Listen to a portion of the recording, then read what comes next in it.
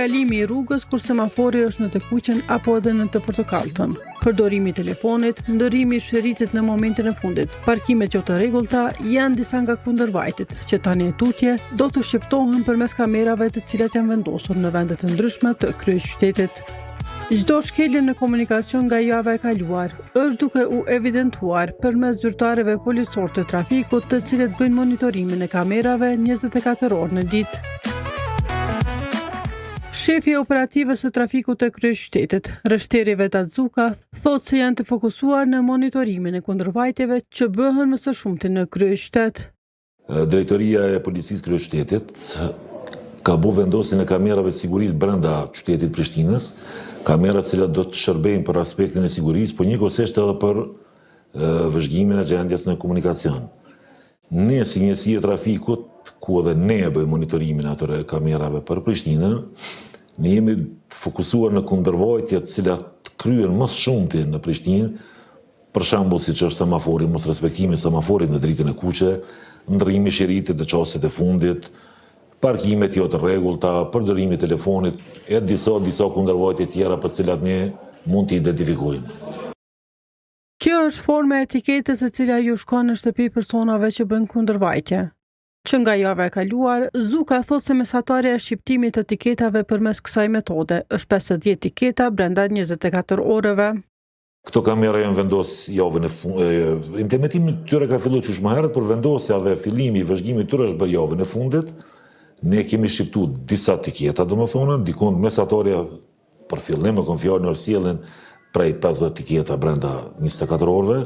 Vëzhgimi I tyre bëhet 24 orë pa ndërprej, kemi staf mjaftueshëm që të bëjnë monitorimin dhe vëzhgimin e kamerave të kryeqytetit. Pa 24 orë. Po patjetër 24 orë janë në mbikëqyrje, sidomos pikat më nxehta me qëllim të parandalimit të aksidenteve të mundshme trafikut apo të incidenteve tjera që ndodhin.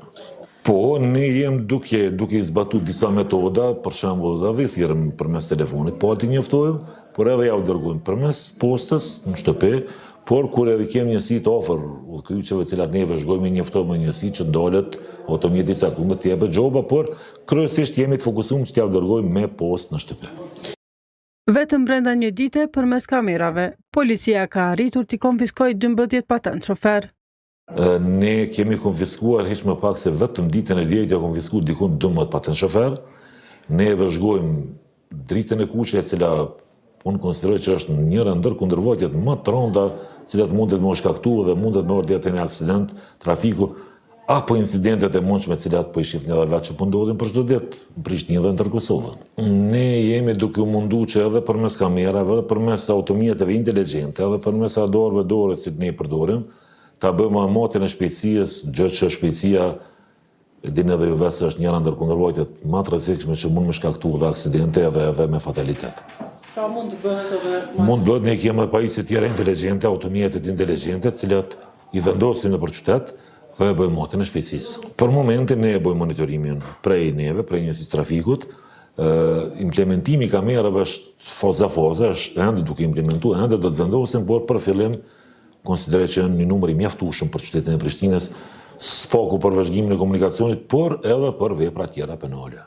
Krejt qyteti është I përfshim. Qyteti është I përfshim krejt, për momentin janë zonat më të ndihshme, por gradualisht jemi duke vendosur edhe nëpër pika tjera. Pra edhe te rruga C, rruga B. Absolutisht patjetër rruga C, rruga B, lagjet siç janë Vranjevci, Kolovica, Veterniku, me një fjalë komplet kryeqyteti është I mbuluar në vëzhgimin e kamerave.